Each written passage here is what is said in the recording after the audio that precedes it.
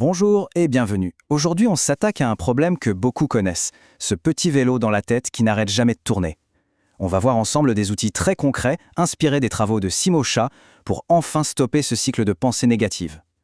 L'idée, c'est de trouver une solution pour ces moments où notre esprit s'emballe et où on a l'impression de perdre le contrôle. Voilà, cette image, elle résume tout parfaitement, non? C'est comme avoir un hamster dans la tête qui court et qui ne s'arrête jamais. C'est exactement ça, ce sentiment d'être complètement piégé par ses propres pensées. Une course folle dans notre tête qui semble ne jamais avoir de fin. Du coup, la grande question, c'est comment on fait pour arrêter cette course? Comment on reprend les rênes quand notre esprit part tout seul, souvent vers le pire, en imaginant tous les scénarios catastrophes possibles? Eh bien, c'est justement ce qu'on va voir ensemble aujourd'hui. Alors, entrons dans le vif du sujet, la roue du hamster mental. On a beau essayer plein de choses, faire du sport, se changer les idées, parfois même certains traitements, mais ça ne suffit pas toujours à stopper cette petite voix, cette boucle qui tourne sans arrêt. C'est pour ça qu'il est crucial de comprendre d'abord comment ça marche, pour ensuite pouvoir y mettre un stop. Et en fait, le mécanisme de départ est souvent le même. La boucle, elle commence presque toujours avec cette petite question insidieuse « et si ?» Et si je rate mon entretien? Et s'il arrive quelque chose de grave? C'est « et si ?» C'est littéralement l'essence qu'on met dans le moteur du hamster. C'est ça qui le lance à pleine vitesse dans une spirale d'angoisse. Bon, maintenant, on va aborder le point le plus important, la clé de tout. C'est un changement total de perspective. Nos pensées ne sont pas la réalité. Ça peut paraître simple, mais c'est fondamental. Une pensée, même si elle est hyper convaincante, hyper angoissante, ça reste juste une pensée. Un événement dans notre esprit. Et la bonne nouvelle, c'est que ça, on peut apprendre à le gérer. Pour qu'on se rende bien compte de l'échelle, regardez ce chiffre. 60 000. C'est énorme, non? C'est le nombre de pensées qu'une personne a en moyenne chaque jour. C'est un flot incessant, un véritable torrent qui défile en permanence dans notre tête. Et attention, accrochez-vous bien, sur ces 60 000 pensées, tenez-vous bien, 85% sont négatives par nature. Oui, 85%. Et ça, c'est super important de le comprendre. Ce n'est pas un problème personnel, ce n'est pas qu'on est cassé. C'est un vieux réflexe de survie hérité de nos ancêtres, dont le cerveau était câblé pour voir le danger partout. Et c'est là que tout se joue. Comme le dit cette phrase, on n'est pas obligé de croire toutes ces pensées. C'est aussi simple que ça.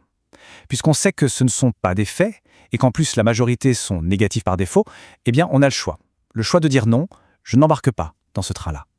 C'est ça notre véritable pouvoir. Ok, alors comment on fait concrètement? On va s'appuyer sur un modèle très simple issu de la PNL, la programmation neurolinguistique. C'est le modèle VAK. En gros, ça veut dire que nos pensées se présentent à nous de trois façons. Soit comme une image, un film dans notre tête, c'est le visuel. Soit comme une petite voix, un dialogue, c'est l'auditif. Soit comme une sensation dans le corps, une boule au ventre par exemple, et ça, c'est le kinesthésique. Allez, c'est parti pour la pratique. Première technique, l'interrupteur visuel. On va s'attaquer aux pensées qui sont comme des films catastrophes qu'on se passe en boucle dans la tête. Vous savez, ces images mentales où on s'imagine le pire scénario.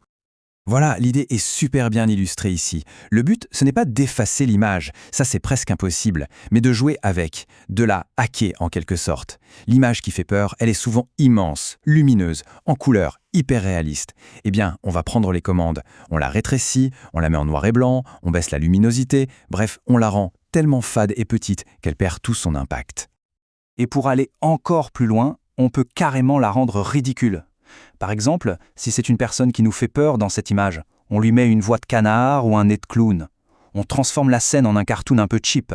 L'objectif, c'est de la rendre tellement absurde que notre cerveau se dise « Attends, c'est quoi ce truc ?» et qu'il ne puisse plus y croire. Et là, paf, la boucle est cassée. On passe à la deuxième technique. Après les images, on s'attaque à la petite voix, ce critique intérieur qui est là, en permanence, pour nous dire qu'on n'est pas à la hauteur ou pour nous alerter sur des dangers imaginaires. C'est le remix auditif. Là encore, le principe est le même. On ne cherche pas à la faire taire, on va plutôt jouer avec. On va la remixer pour qu'elle perde toute sa crédibilité, toute son autorité sur nous. Et là, on peut vraiment s'amuser. Imaginez cette voix si sérieuse qui tout d'un coup sort de votre petit doigt de pied. Ou alors, on peut la faire parler depuis un ballon de baudruche. Qu'on fait éclater. On peut aussi changer le son, la rendre super lente ou au contraire super aiguë comme un dessin animé. C'est tellement bizarre que le cerveau décroche immédiatement. Il ne peut plus la prendre au sérieux. Et on termine avec la troisième et dernière technique, l'interruption physique. Celle-là, elle est pour les fois où la pensée négative n'est ni une image, ni une voix, mais une sensation. La fameuse boule au ventre, la gorge qui se serre, le poids sur les épaules. Le côté kinesthésique. Et là, la solution est d'une simplicité mais d'une efficacité redoutable. Il n'y a qu'un mot à retenir, bouger. Quand la pensée est dans le corps, la réponse doit venir du corps. L'idée, c'est de changer son état physique pour forcer un changement de son état mental. Et ça peut être n'importe quoi. Sauter sur place pendant 1 minute, mettre sa chanson préférée à fond et danser comme un fou dans son salon, ou même juste se forcer à sourire en regardant le plafond.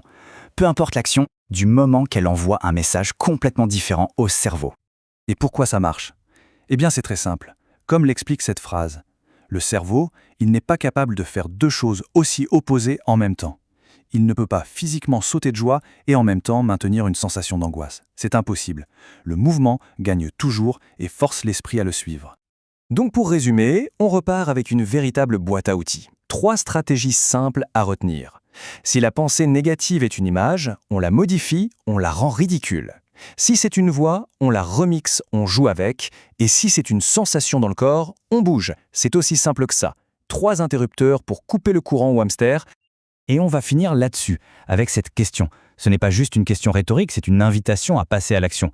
La question n'est plus « est-ce que je peux arrêter cette course folle ?», mais plutôt « ok, par quelle pensée est-ce que je commence là, maintenant ?» C'est comme un muscle, ça se travaille. Et chaque fois qu'on utilise une de ces techniques, on devient un peu plus fort, un peu plus libre.